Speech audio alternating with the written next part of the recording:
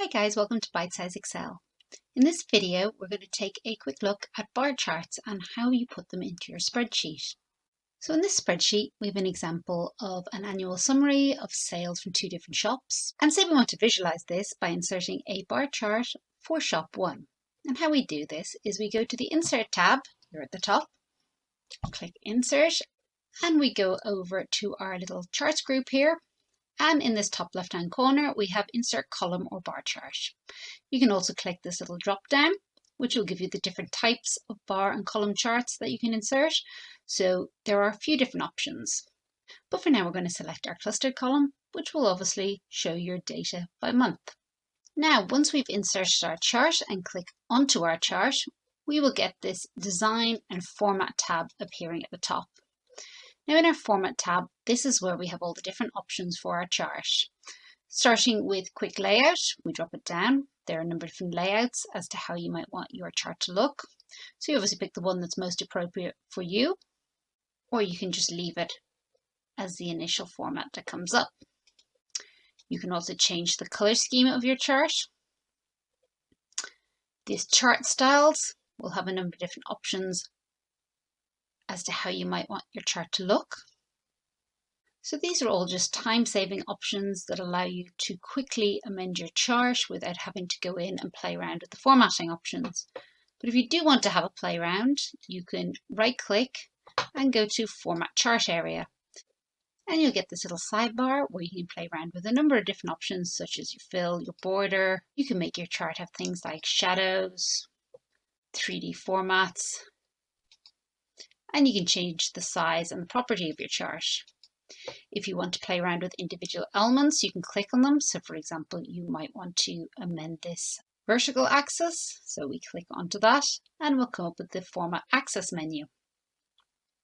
And again, you'll have a number of different options in here. So for example, in this one, I might want to click on this axis options because it's coming with decimal places, and say I don't want those. I click on this little drop down next to number and you'll see decimal places too. And I want to change that to 0. And then when you click back out, your decimal places will disappear. If you're interested in delving a little bit more into all the various options, please do let me know in a comment and I will create a future video. Now, it may be the case that we actually want to display more than one shop's worth of data. So either in the beginning, you can select 2 columns, or you can select this little corner box here and drag it across. And suddenly your chart will have a second column for shop 2. Now this is a clustered column chart. If you want to change your chart type, you can either select it in the Design tab, Change Chart Type up here, or you can right click and select the same option. So in terms of column charts, there's a number of different options. Clustered columns will give you each of your columns side by side. So here we have 2 columns for January, February, March, etc. A stack column will add the totals up and we'll stack them on top of each other. So essentially each bar is your total sales for that month, and then the colors split it by the 2 different columns. And this stacked column will basically bring it to 100%. And again, with each of these, you will have the same types of options. You can change your quick layout. You can change your chart style. And if we open up our Format Chart area and select on different elements, you can change and have a play around with them. If there's, say, a particular element you want to add, so for example, say if I want to add a heading onto this chart, I go up to Add Chart Element, click it, and then if I scroll down to Chart Title, you've got a number of different options. So we'll select Centered Above Chart, and then you can put in what your chart title is going to be. If you want to change your data, you can either grab your little blue box here and drag it around, or you can click in and go to Select Data where you can have a play around with the different options.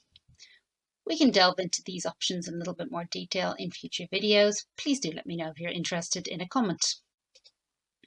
So we can also change this. So rather than having a column chart, you might want a bar chart, and essentially it's the same options but instead of being vertical, our bars are horizontal.